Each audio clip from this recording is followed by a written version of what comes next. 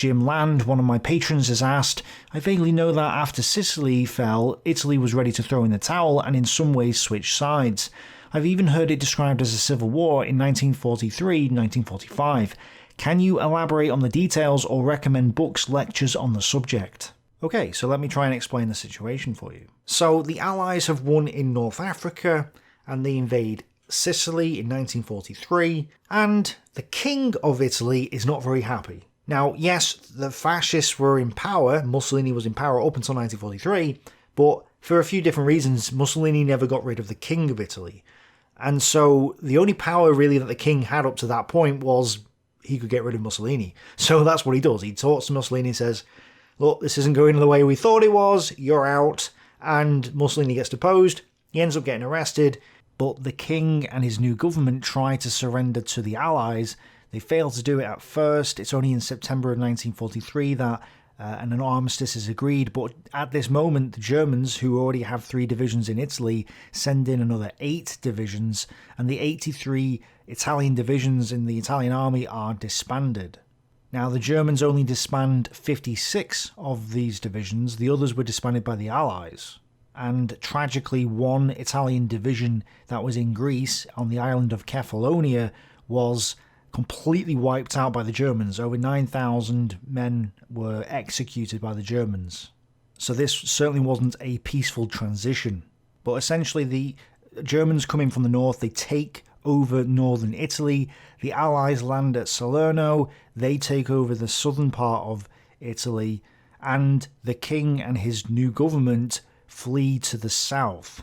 So it's not the fascists and Italy as a whole that goes to the Allied side, it's just the king and his supporters, which, to be fair, there's quite a lot. The Italian navy goes to the Allies, they support the king, but not everyone in Italy is in support of going over to the Allies. Hitler decides that he doesn't really want to destroy northern Italy, and even though some of his generals, like Kesselring, thinks that it's a bad idea, what he decides to do is break Mussolini out of jail, bring him to see him, and he talks to Mussolini and basically says, look, take over northern Italy, otherwise we will do to northern Italy like we did in Poland, we'll just destroy the country. Mussolini's like, okay, I don't want that to happen, and so his arm is twisted and he ends up back in power. Because he got deposed and because of the military situation, Mussolini is depressed and he doesn't really want to take power. In fact, if it wasn't for Hitler persuading him to take power, he probably wouldn't have done it. Mussolini was tired and depressed and seemed still desperately ill. He was habitually nervous and on edge. He came down to work in the mornings looking as exhausted as he had done the night before. For the first time in his life he could not sleep, and on the rare occasions when he did manage to fall into a restless slumber, he would wake up suddenly in the agonies of cramp. The only thing that Mussolini gets out of Hitler's agreement, because he's no longer allowed an army, he's only, I think it's 3 or 4 divisions he's allowed. He's allowed to recreate the fascist militia, but he's not allowed to do anything else. He's not allowed to have a military, and he's really not even able to rule the country that much. But he is allowed to name the country, and he decides to name it the RSI, the Republic Social Italia, however you say it in Italian. But basically it's known as the Italian Socialist Republic. Mussolini's going back to his roots. Most of Mussolini's writings focused on socializzazione, or socialization as he called it. Not for nothing had he insisted on calling the new republic the Socialist Republic of Italy, just about the only concession he had gained from Hitler.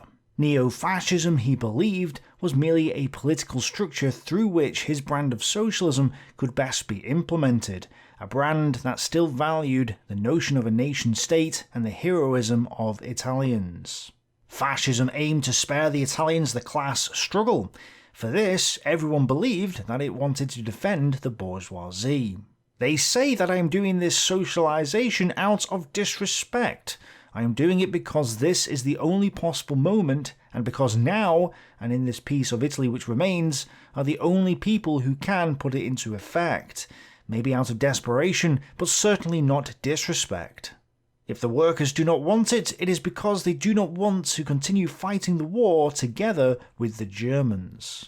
The Germans were in total control in the north, The Allies are in total control in the south.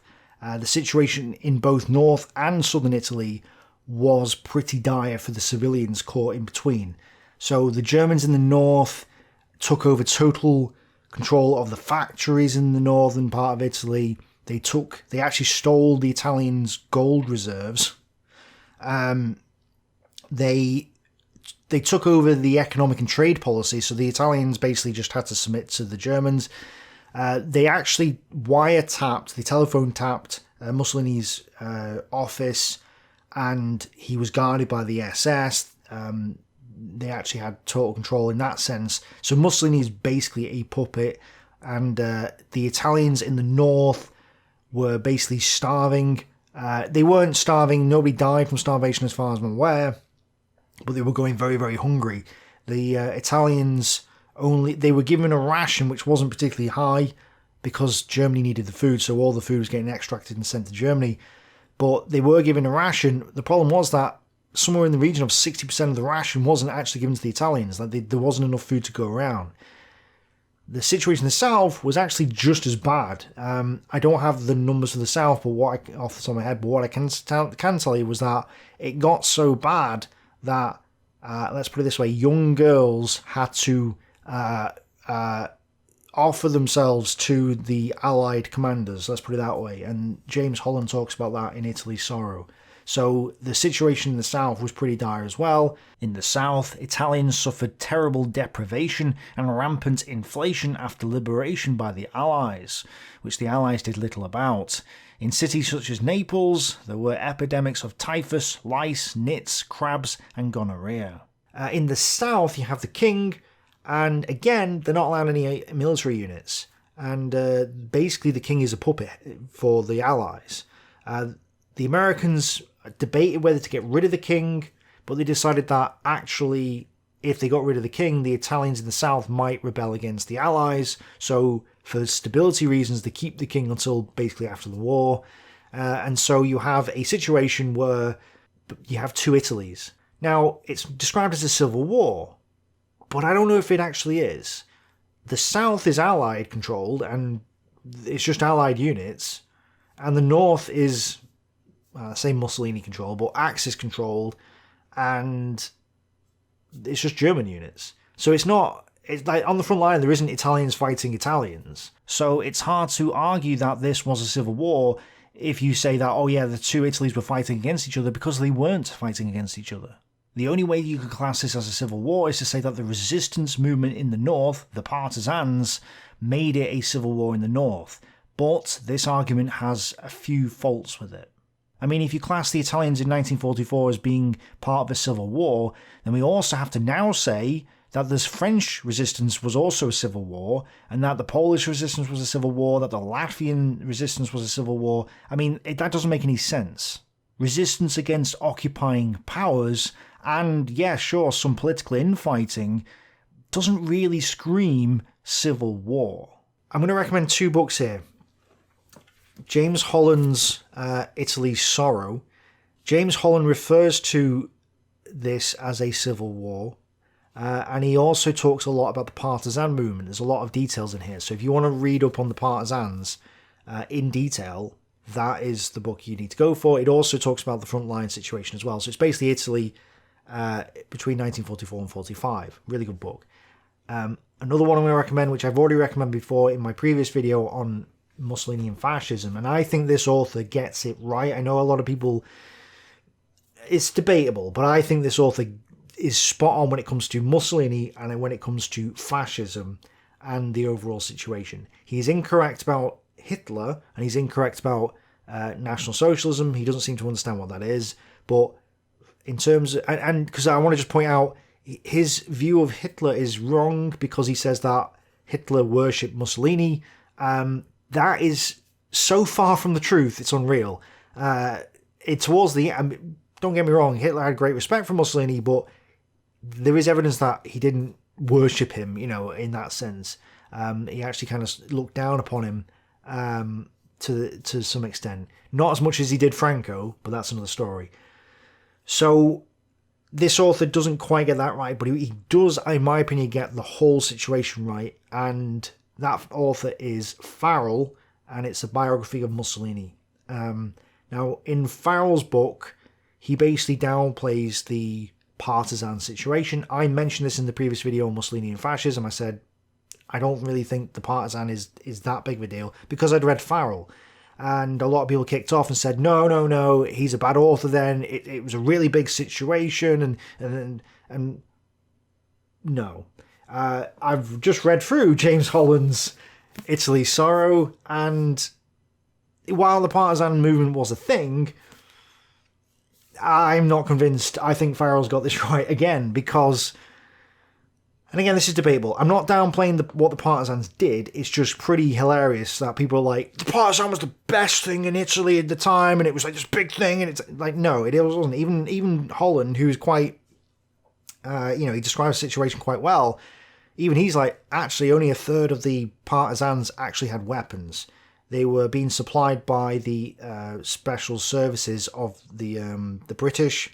The Americans wanted nothing to do with it, basically. They only agreed to help them out a little bit as long as they stepped down at the end of the war. There was a few bands roaming around doing whatever, sabotage, a bit of assassination, that sort of thing. Blocking roads with felled trees and that sort of thing. There was an insurrection, there was a rising up at the very last, I think it was the 27th of April 1945. So the last week, maybe 2 weeks, there was an uprising, and that's when the partisans sort of did their thing, but they were weak, okay? So they were that weak that because the partisans were mostly communists, socialists, there was members of the Action Group, which is another thing, and there was liberals, conservatives, and there's probably another, Christian Democrats. So there's a bunch of different groups in the north, but the communists wanted total power. That's what they wanted, a revolution, kind of what they did in, let's say, Yugoslavia, etc. They wanted a revolution, and they didn't get it because they were that weak, they couldn't do it. So I'm still like, no, I don't think the partisan movement was as big as some people make it out to be. And the reason why is that people are making it out to be this massive thing was because basically the communists want to go, yeah, we really fought and we really beat those fascists and we were amazing anti-fascists, and it's like, no you weren't, no you weren't. So it's basically chest pounding. There is much nonsense talked in Italy about the partisan movement and its role in the liberation of Italy. The significance of the partisan movement was not military. It could not and did not liberate Italy from the Germans. In the end, the partisan movement does end up killing Mussolini. Mussolini flees north, and it's quite by accident that he ends up basically it's not an ambush, but it's basically an ambush situation. He ends up getting captured and taken prisoner, and he ends up getting executed. But other leaderships, like von Wittingen? I can't remember his name. One of the guys who was in the Kurland pocket for a bit. He ends up fleeing from Italy and gets away. So it's not like every road was blocked. It's not like everywhere was a partisan movement. It's just Mussolini accidentally ended up on the wrong road at the wrong time, and quite coincidentally he ended up getting attacked. And it's also argued that maybe the Italian partisans in the north weren't super huge and didn't have a lot of support and weren't well supplied, etc., but they had a massive effect on German morale. And it is true, the Germans were scared, they feared that the Italian partisans would attack them and all this other stuff. But that does not mean that the Italian partisans in the north were this major, huge force. And actually, I can show you why. So going back in a long time ago, back to my Long Range Desert Group videos, and that is going back a long time, you'll find that the Long Range Desert Group had like a dozen vehicles at any one moment in time, and those vehicles roamed the entirety of Libya and did like 3 raids in like the 1941 period, or even earlier, and those like 2 or 3 raids were enough to shatter the morale of the Italian 10th Army in Libya. Okay, so we're talking like 100,000 or 150,000 troops. In fact, it might even be larger than that. It might be a couple of 100,000. Off the top of my head, I think it's over 200,000. 200,000 troops scared of 12 vehicles, you know, or whatever. And so it's like, okay, it has a massive morale thing, because all the Italian soldiers in Libya were like, oh no, we don't, you know, they're scared of the darkness at night because they don't want long-range desert group vehicles appearing out of nowhere and attacking them, so they were really scared and they're on their edge and all that. And so he does have a massive morale impact, or supposedly, but it was only 12 vehicles or so. So the size of the group is completely disproportionate. You know, this is why Wavell was quite happy with it. This is why he authorised it. He's like, actually, yeah, we can spare 12 vehicles to have this massive morale hit. So the point is that just because there is a morale hit doesn't mean that the people doing the morale hits, you know, are actually massive in size. And so if you move that to the Italian Socialist Republic in the north of Italy in 1944-45, just because there is a morale hit to the Germans does not therefore mean that the partisans were this huge force and everybody wanted to join the partisans and they were all communists. That's not true. And so you've got to be careful with that. Yes, the partisans did have a morale impact. Yes, they were a movement. Yes, they were sizable enough, but they weren't huge, and the whole of northern Italy was not on fire and everybody's getting assassinated. None of that happened. It's really right at the end. It's very much the last week of the war, pretty much, or the last 2 weeks of the war. There was finally an uprising, but it's game over at that point anyway. And the only reason the partisans can rise up is because the German army is disintegrating and fleeing north, and the Allies are moving up, so they know they're going to get support at some point. So it really is a case of, okay, there is a partisan movement, but it's not really that big of a deal, as, you know, compared to what some people are making it out to be. So we go back to this question: is it a civil war? I don't know. I don't know if we can describe it as a civil war or not, because the Italians weren't fighting Italians in, you know, northern Italy wasn't fighting southern Italy, and yes, there was partisans and stuff like that, but I mean, is that a civil war? Is that classed as a civil war? I don't know if it was, because it kind of reminds me of the situation where, let's say, 1919 in Italy, where you know, black shirts are fighting the Reds or whatever in Italy. It's like, well, was that a civil war, or was it more of a political infighting? I get the feeling it's more political infighting, but I could be wrong. And I've probably annoyed a lot of people by coming to that conclusion, but we'll see what people say in the comment section below. So, thanks for watching. Bye for now.